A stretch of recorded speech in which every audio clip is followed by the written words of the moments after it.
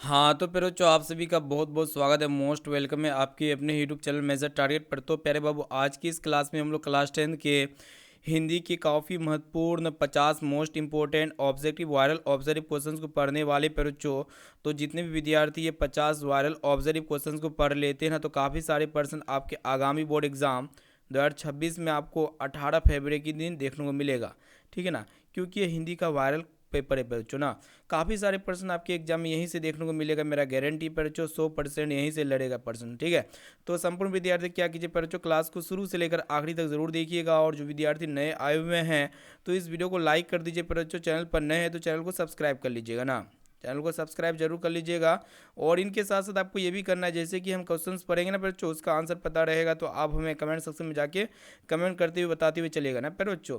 तो चलिए पर बच्चों, एक नंबर प्रश्न से शुरू करते हैं। तो प्यारे बाबू देखिए, यहाँ पे प्रश्न आपको बताना है कि माँ को रखने का ठेका सिर्फ उसी ने तो नहीं ले रखा है, यह किसने कहा था पर बच्चों, यही आपको बताना है। काफ़ी इंपॉर्टेंट है 2026 के लिए। ठीक है ना, बताइए पर बच्चों। तो आप सभी को पता होना चाहिए, कैलाश जी ने कहा है, जो कि यहाँ पे ए वाला ऑप्शन इसका राइट आंसर हो जाएगा। और कैलाश किसका पुत्र था पर बच्चों? तो कैलाश सीता का पुत्र था। आपको ये भी पता होना चाहिए, आपके एग्जाम के लिए बहुत इंपॉर्टेंट है। अब देखते हैं पर जो नेक्स्ट क्वेश्चन देखिएगा, यहाँ पे आपको बताना है काफ़ी इंपॉर्टेंट 2026 के लिए प्यारे बाबू। यहाँ पे क्या कह रहा है कि सीता के पुत्रों के नाम पूछा गया। तो सीता के 3 पुत्र थे ना। माँ कहानी जो, उसमें कितने पुत्र थे पैरोचो? 3 पुत्र थे। क्या क्या थे? कैलाश, नारायण और बिज्जू थे, जो कि देख सकते हैं पैरोचो ऑप्शन नंबर 20 का राइट आंसर हो जाएगा आपके एग्जाम के लिए। काफ़ी इंपॉर्टेंट है। और इस कहानी में सबसे छोटा पुत्र कौन था पैरोचो? बिज्जू था, आपको ये भी पता होना चाहिए। और नारायण किसका भाई था पैरोचो? कैलाश और बिज्जू का भाई था। आपके एग्जाम में इस तरह भी प्रश्न पूछे जाते हैं, तो याद रहेगा तभी तो याद बता पाइएगा पैरोचो। देखिए यहाँ पे 2026 के एग्जाम के लिए 18 फरवरी के लिए काफ़ी इंपॉर्टेंट है कि मंगू को भर्ती करने के लिए माँ ने किस पत्र का लिख कर बुलवाया बच्चों? तो किसे पत्र लिखकर बुलवाया? तो बड़े पुत्र को, जो कि देख सकते हैं बच्चों ऑप्शन नंबर ए इसका राइट आंसर हो जाएगा आपके एग्जाम के लिए। काफ़ी इंपॉर्टेंट है। और माँ किस लिए पत्र लिखवाती थी बच्चों? मंगू को भर्ती कराने के लिए ना। अब आइए बाबू देखते हैं यहाँ पे अगला प्रश्न। आपको ये बताना है कि माँ शीर्षक कहानी में किसने अपने बड़े पुत्र को घर आने के लिए पत्र लिखवाया था बच्चों? काफ़ी इंपॉर्टेंट आपके एग्जाम के लिए, ध्यान से देखिएगा बच्चों। तो माँ जी हो जाएगा, जो कि ऑप्शन नंबर ए में दिया हुआ है। ए वाला ऑप्शन इसका राइट आंसर हो जाएगा, अच्छी तरीके से याद रखिएगा ना। अब आइए बाबू देखते हैं यहाँ पे नेक्स्ट क्वेश्चन, ध्यान से देखिएगा। आपको बताना है कि माँ जी ने किसे गौशालाओं की उपमा देती थी? तो प्यारे बच्चों, यहाँ पे अस्पताल को हो जाएगा, जो कि यहाँ पे बी ऑप्शन में दिया हुआ, बी वाला ऑप्शन इसका राइट आंसर हो जाएगा। अब आइए पर बच्चों देखते हैं यहाँ पे नेक्स्ट क्वेश्चन। आपको ये बताना है कि दही वाली मगम्मा कहानी किसे संदेश देता है? तो प्यारे बच्चों, आप सभी को पता होना चाहिए, बहुओं को संदेश देता है, जो कि यहाँ पे सी वाला ऑप्शन इसका राइट आंसर हो जाएगा। देखिए पर बच्चों, अगला प्रश्न आपको ये बताना है कि गाँव में जुआरी किस्म का व्यक्ति कौन था? काफ़ी इंपॉर्टेंट है, 18 फरवरी के दिन प्रश्न पूछे जाएंगे। ठीक है ना, याद रखिएगा अच्छी तरीके से। तो गांव में जुआरी किस्म का व्यक्ति कौन था बच्चों? तो यहाँ पे अगर देखिएगा तो रगम्पा था बच्चों, ऑप्शन नंबर बी में आपका दिया हुआ है। रगम्पा रगम्पा किसका पिता पति था? तो लक्ष्मी का पति था ना, ऑप्शन नंबर बी इसका राइट आंसर हो जाएगा। अब आइए बाबू देखते हैं यहाँ पे नेक्स्ट क्वेश्चन। आपको ये बताना है कि मगम्मा कैसी थी बच्चों? तो ये मगम्मा जो है ना, अंधविश्वासी थी, जो कि यहाँ पे ऑप्शन नंबर बी में सी में आपका दिया हुआ है। यहाँ पे आपको बताना है कि जिम्नानंद दास किस भाषा के कवि है? काफ़ी इंपॉर्टेंट है। तो प्यारे बच्चों, ये बंगला भाषा के कवि है, जो कि यहाँ पे ऑप्शन नंबर सी में आपका दिया हुआ है। इसे आप अच्छी तरीके से याद रखिएगा। और ये जिम्नानंद दास किस साहित्य से जुड़े हुए थे? तो आधुनिक बंगला साहित्य से ना जुड़े हुए थे। अब आइए बाबू देखते हैं यहाँ पे। आपको ये बताना है कि लौट कर आऊँगा फिर शीर्षक कविता में उल्लू कहाँ बोलता है बच्चों? उल्लू कहाँ पे बोलता है ना, पूछा गया। काफ़ी इंपॉर्टेंट आपके एग्जाम के लिए। तो बच्चों कपास के पेड़ में बोलता है। ठीक है, जो कि यहाँ पे अगर ऑप्शंस को देखिएगा तो यहाँ पे ऑप्शन नंबर बी सही उत्तर हो जाएगा। अब आइए बाबू देखते हैं यहाँ पे। आपको ये बताना है कि दुष्चक्र में अस्पष्टता के लेखक कौन है ना। बताइए बच्चों, अगर याद नहीं है तो हम आपको बता देते। वीरेंद्र, यहाँ पे देखिए वीरेंद्र डंगवाल हो जाएगा ना, वीरेंद्र डंगवाल, जो कि ऑप्शन नंबर सी में आपका दिया हुआ है। और ये वीरेंद्र डंगवाल किस विधा से जुड़े हुए बच्चों? ये कविता से ना जुड़े हुए हैं, ये कविता से जुड़े हुए थे बच्चों। और किस भाषा के कवि थे बच्चों? हिंदी भाषा के कवि थे। आपके एग्जाम के लिए बहुत इंपॉर्टेंट है। अब आइए बाबू देखते हैं यहाँ पे नेक्स्ट क्वेश्चन। आपको ये बताना है कि घूमता आईना शीर्षक से अस्तम लिखने किसने किया, ये ना पूछा गया है।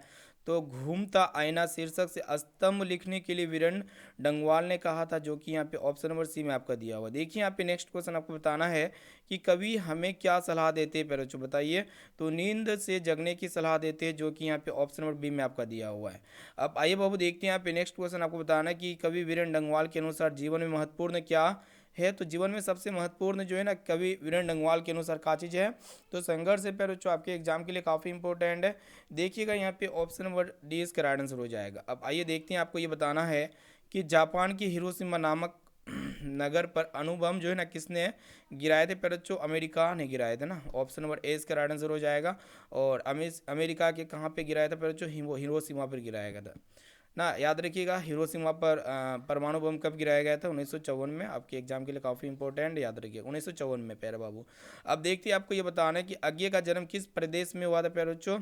तो इसका जन्म जो हुआ था कहाँ पे हुआ था, जा करके अज्ञे जी का जन्म ना। काफ़ी इंपॉर्टेंट आपके एग्जाम के लिए, बताइए कमेंट सेक्शन में जा करके। अब आइए बाबू देखते हैं, आपको ये बताना है कि हिरोशिमा शीर्षक कविता में सूरज का प्रतीक अर्थ क्या होता है, ये ना पूछा गया। तो सूरज का प्रतीक अर्थ पूछा गया, काफ़ी इंपॉर्टेंट आपके एग्जाम के लिए। तो अनुभव होता है, पर जो ऑप्शन नंबर डी इसका राइट आंसर हो जाएगा। देखते हैं यहाँ पे नेक्स्ट क्वेश्चन, आपको ये बताना है कि अज्ञे का पूरा नाम पूछा गया है। तो सचिन आनंद हीरानंद वात्स्यायन अज्ञे हो जाएगा, जो कि ऑप्शन नंबर डी इसका राइट आंसर हो जाएगा। और ये प्रश्न आपके एग्जाम के लिए इंपॉर्टेंट है, काफ़ी इंपॉर्टेंट है, याद रखिएगा ध्यान से पढ़िए पर बच्चों एक क्वेश्चन को। देखिए यहाँ पे नेक्स्ट क्वेश्चन आपको बताना है कि सफल आज उसका तब संयम पिला अहिंसा अस्तने शुद्धोत्तम प्रस्तुत पंक्ति किस कविता की है। जो पंक्ति है बच्चों ये भारत माता कविता की है, जो कि बी वाला ऑप्शन इसको याद हो जाएगा ना, मतलब याद रखिएगा आप। यहाँ पे देखिए, आपको बताना है कि कवि सुमित्रानंद पंत के अनुसार कौन अपने घर में परवासिनी बनी हुई पर बच्चों। तो यहाँ पे भारत माता हो जाएगा, ऑप्शन नंबर सी इसका राइट आंसर हो जाएगा। परवासिनी का अर्थ क्या होता है कि अपने घर में ही पढ़ाई होना ना, इसका अर्थ ये होता है। अब देखिए बच्चों नेक्स्ट क्वेश्चन आपको बताना है कि भारत माता कहाँ पे निवास करती है। तो ग्रामीण यानी कि गांव में निवास करती है, ऑप्शन नंबर सी इसका राइट आंसर हो जाएगा। अब देखिए पर जो नेक्स्ट क्वेश्चन आपको ये बताना है कि सुमित्रानंदन पंत के अनुसार भारत माता किसकी मूर्ति पर बच्चों, काफ़ी इंपॉर्टेंट आपके एग्जाम के लिए, ध्यान रखिएगा। उदास घाटी की मूर्ति, जो कि यहाँ पे ऑप्शन नंबर ए में आपका दिया, ए वाला ऑप्शन इसका राइट आंसर हो जाएगा। प्यारे बाबू देखिए, आपको ये बताना है कि ये जो पंत है ना, इनका जन्म कहाँ पे हुआ था। तो कोसानी में हुआ था बच्चों, जो कि अल्मोड़ा में। ऑप्शन नंबर बी इसका राइट आंसर हो जाएगा। देखिए यहाँ पे नेक्स्ट क्वेश्चन, यहाँ पे आपको बताना है कि पंत के पिताजी का नाम पूछा गया है ना, काफ़ी इंपॉर्टेंट है। पर एक एक क्वेश्चंस को ध्यान से रखिएगा, याद करते हुए चलिएगा। तो पिताजी का नाम जो था पर क्या था, गंगादत्त पंत था ना। ऑप्शन नंबर डी इसका सही उत्तर हो जाएगा प्यारे बाबू। अब देखिए प्यारे बच्चों नेक्स्ट क्वेश्चन आपको बताना है कि किसे प्रेम का पीर कवि कहा जाता है, बहुत इंपॉर्टेंट आपके एग्जाम के लिए। तो प्रेम का पीर किसे कहा जाता है, सभी विद्यार्थियों को पता होना चाहिए। घनानंद को प्रेम का पीर कवि कहा जाता है। और ये घनानंद जो है ना पर जो किस काल के कवि थे, तो रीति काल के कवि थे ना। अब आइए बाबू देखते हैं यहाँ पे नेक्स्ट क्वेश्चन, आपको ये बताना है कि मोहम्मद सारंगीले के पीर मुंशी कौन थे प्यारे बच्चों, बताइए, ये ना पूछा गया है। तो घनानंद थे ना, घनानंद हो जाएगा यहाँ पे, ऑप्शन नंबर बी इसका राइट आंसर हो जाएगा। अच्छी तरीके से याद रखिएगा। और ये घनानंद किस भाषा में लिखते थे प्यारे बच्चों, भाषा शैली लिखते थे, तो ब्रज भाषा में लिखते थे। अब देखिए प्यारे बच्चों, इनका जन्म कहाँ पे हुआ था, घनानंद का जन्म किस वर्ष हुआ था ना पूछा गया, तो 1689 में हुआ था। ऑप्शन नंबर सी इसका राइट आंसर हो जाएगा। अच्छी तरीके से याद रखिएगा प्यारे बाबू। देखते हैं यहाँ पे नेक्स्ट क्वेश्चन, आपको ये बताना है कि अति सुदो सने को मार्ग है छंद के रचनाकार कौन। इनके रचनाकार घनानंद जी है प्यारे बच्चों, ऑप्शन नंबर डी सही उत्तर हो जाएगा। यहाँ पे देखिएगा काफ़ी इंपॉर्टेंट है कि गुरु नानक के किस पद में के कीर्तन पर बल दिया गया था प्यारे बच्चों। तो ध्यान में रखिएगा इस प्रश्न का आंसर को ना। तो प्रथम पद हो जाएगा प्यारे बच्चों, जो कि यहाँ पे ऑप्शन नंबर बी में दिया हुआ है। और आपको ये भी पता होना चाहिए गुरु नानक जो है ना, ये किस धर्म के प्रवर्तक माने जाते थे। तो ये सिख धर्म के प्रवर्तक माने जाते थे प्यारे बच्चों। अब देखिए, आपको ये बताना है कि गुरु कृपया की महत्ता का वर्णन किस कवि ने किया था प्यारे बच्चों, गुरु नानक ने किया था, जो कि यहाँ पे सी ऑप्शन में दिया हुआ है। सी वाला ऑप्शन इसका राइट आंसर हो जाएगा। और ये गुरु नानक की वाणी किस भाषा में, पंजाबी भाषा में है। देखिए यहाँ पे नेक्स्ट क्वेश्चन आपको ये बताना है कि गुरु नानक अपने प्राण त्याग दिए थे प्यारे बच्चों, कब त्याग दिए थे, तो 1539 में त्याग दिए थे। यहाँ पे डी वाला ऑप्शन इसका राइट आंसर हो जाएगा। और इनका जन्म कहाँ पे हुआ था, नानकाना साहब में हुआ था ना पर तलवंडू में। अब देखिए पर जो नेक्स्ट क्वेश्चन आपको बताना है कि अंग्रेजों के विरुद्ध सर्वप्रथम अहिंसा का प्रयोग किसने किया था, काफ़ी इंपॉर्टेंट है प्यारे बाबू, अच्छी तरीके से याद रखिएगा। तो महात्मा गांधी हो जाएगा, जो कि यहाँ पे ऑप्शन नंबर ए में आपका दिया हुआ, ए विकल्प इसका राइट आंसर हो जाएगा ना। अब देखिए यहाँ पे नेक्स्ट क्वेश्चन क्या कह रहा है, आपको बताना है कि बिस्मिल्लाह खां का सिर किसकी इबादत में झुकता है। तो प्यारे बच्चों सूर की इबादत में झुकता है, यहाँ पे देख सकते हैं ऑप्शन नंबर 20 का राइट आंसर हो जाएगा। और ये बिस्मिल्लाह खां जी किस वाक़े के लिए प्रसिद्ध थे, तो शहनाई वाक़े के लिए प्रसिद्ध थे। इनका जन्म बिहार में हुआ था प्यारे बच्चों, बिस्मिल्लाह खां जी का जन्म। अब आइए बाबू देखते हैं, आपको बताना है कि बालाजी मंदिर काशी में किस घाट पर स्थित है। तो संपूर्ण विद्यार्थियों को पता होना चाहिए पंचगंगा घाट पर स्थित है, जो कि यहाँ पे बी ऑप्शन इसका राइट आंसर हो जाएगा। और इसको याद रखना आपके एग्जाम के लिए काफ़ी इंपॉर्टेंट है। देखिए पहले जो नेक्स्ट क्वेश्चन आपको ये बताना है कि यतीन्द्र मिश्र का जन्म कहाँ पे हुआ था। बहुत इंपॉर्टेंट है, ध्यान से देखिएगा इस प्रश्न को। और इसका आंसर आंसर हो जाएगा अयोध्या उत्तर प्रदेश में पहले जो कि यहाँ पे ए ऑप्शन में दिया हुआ है ना। अब आइए पहले जो अगला प्रश्न आपको ये बताना है कि बिस्मिल्लाह खां रियाज करने के लिए कहाँ जाते थे। काफ़ी इंपॉर्टेंट है, अच्छी तरीके से याद रखिएगा कहाँ पे जाते थे। बालाजी मंदिर जाते थे, जो कि यहाँ पे डी ऑप्शन में दिया हुआ है। अब आइए पहले जो देखते हैं, यहाँ पे आपको ये बताना है कि आविनियो जो है ना किस नदी पर स्थित है। 2026 के बोर्ड एग्जाम के लिए बहुत इंपॉर्टेंट है, अच्छी तरीके से याद रखिएगा ये कहाँ पे स्थित है। तो प्यारे बच्चों आविनियो जो है ना रोन नदी पर स्थित है ना, जो कि यहाँ पे देख सकते हैं ऑप्शन नंबर ए इसका राइट आंसर हो जाएगा प्यारे बाबू। और ये आविनियो किस देश में स्थित है, तो फ्रांस देश में स्थित है। और ये जो रोन नदी बहती है पर जो किस दिशा में बहती है, तो दक्षिण से दक्षिण की ओर बहती है ना। अब देखते हैं पहले जो नेक्स्ट क्वेश्चन आपको ये बताना है कि लाल सतलुज में अशोक वाजपेयी कुल कितने दिनों तक रहे थे। तो 19 दिनों तक ना रहे थे पहले जो ऑप्शन नंबर 20 का राइट आंसर हो जाएगा, अच्छी तरीके से याद रखिएगा। अब देखिए यहाँ पे आपको ये बताना है कि पिकासो क्या होते हैं। तो पिकासो चित्रकार है पहले जो, पिकासो क्या हो पहले जो चित्रकार है। और पिकासो किस देश के कलाकार थे, तो स्पेन देश के कलाकार थे, स्पेन देश के कलाकार थे पहले जो, याद रखिएगा। अब आइए बाबू देखते हैं यहाँ पे आपको ये बताना है कि अशोक वाजपेयी का जन्म कब हुआ था। काफ़ी इंपॉर्टेंट है, तो इनका जन्म जो हुआ था पहले जो 16 जनवरी 1941 में हुआ था ना, याद रखिएगा आपके एग्जाम के लिए बहुत इंपॉर्टेंट है। और ये अशोक वाजपेयी जो है ना इसकी भाषा क्या थी, तो हिंदी भाषा थी। अशोक वाजपेयी की भाषा क्या थी पहले जो, हिंदी भाषा थी ना।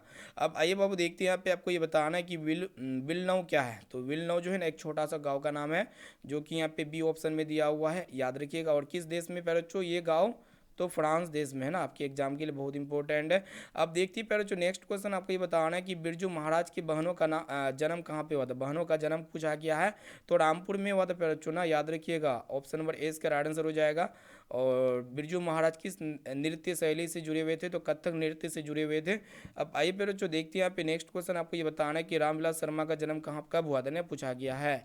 तो इनका जन्म जो हुआ था 1912 ईस्वी में हुआ था पहले जो कि यहाँ पे सी ऑप्शन में दिया हुआ है, ध्यान में रखिएगा ना। अब देखते हैं यहाँ पे नेक्स्ट क्वेश्चन आपको ये बताना है कि परंपरा का मूल्यांकन है। तो इनमें से परंपरा का मूल्यांकन एक प्रकार का क्या बच्चों निबंध है, जो कि यहाँ पे ए ऑप्शन में दिया हुआ है। ए वाला ऑप्शन इसका राइट आंसर हो जाएगा। और इनके लेखक जो है रामविलास शर्मा जी है, ठीक है। अब देखते हैं पहले जो नेक्स्ट क्वेश्चन आपको ये बताना है कि यथेष्ट शब्द का अर्थ क्या होता है। तो इनका अर्थ क्या होता है, पर्याप्त होता है। यहाँ पे बी ऑप्शन इसका राइट आंसर हो जाएगा प्यारे बाबू। देखते हैं यहाँ पे नेक्स्ट क्वेश्चन आपको ये बताना है कि बड़े भाई किस लेखक की रचना है। तो ये बड़े भाई जो है पर जो रामविलास शर्मा जी की रचना है, जो कि यहाँ पे ऑप्शन नंबर सी में आपका दिया हुआ है। अब देखते हैं पहले जो नेक्स्ट क्वेश्चन आपको ये बताना है कि अक्षर कथा किसके द्वारा लिखी गई पुस्तक है। तो काफ़ी इंपॉर्टेंट है, तो इनका जो सही उत्तर हो जाएगा पर जो अक्षर कथा ना पूछा गया है, तो अक्षर कथा हो जाएगा गुणाकर मूल्य की कीर्ति है ना, पुस्तक है सॉरी, गुणाकर मूल्य हो जाएगा option number C right answer हो जाएगा। यहाँ पे देखिए कि सबसे प्राचीनतम भाषा कौन सी है, तो संस्कृत भाषा है। और ये संस्कृत भाषा किस में लिखी जाती है बच्चों, संस्कृत भाषा जो लिखी जाती है किस में लिखी जाती है, तो हिंदी में लिखी जाती है, हिंदी देवनागरी में लिखी जाती है। अब देखते हैं यहाँ पे नेक्स्ट क्वेश्चन आपको ये बताना है कि हिंदी तथा इसकी विविध बोलियाँ किस लिपि में लिखी जाती है। तो देवनागरी में ही लिखी जाती है। अब आइए बाबू देखते हैं आपको आपको ये बताना है कि सूर्य नामक पुस्तक किनकी रचना है। काफ़ी इंपॉर्टेंट आपके एग्जाम के लिए। तो ये गुणाकर मूले जी की रचना है प्यारे बाबू, जो कि ऑप्शन नंबर सी में आपका दिया हुआ है। यहाँ पे आपको बताना है कि तमिल मलयालम तेलुगु कन्नड़ भाषा है, ये सभी जो है ना पहले जो उत्तर जो कि दक्षिण भारत की है, साउथ इंडियन लैंग्वेज है पहले जो ऑप्शन नंबर डी इसका राइट आंसर हो जाएगा।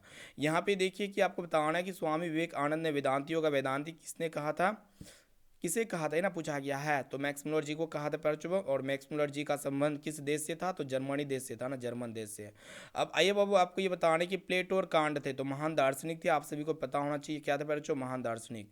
अब देखते हैं यहाँ पे आपको ये बताना है कि भारत में सर्वाधिक आबादी कहाँ पे बसता है। तो महानगरों में बसता है या फिर शहरों में, तो गाँव में बसता है परचुब, ग्रामीण में ना बसता है, गाँव में। ऑप्शन नंबर देखिएगा सी राइट आंसर हो जाएगा।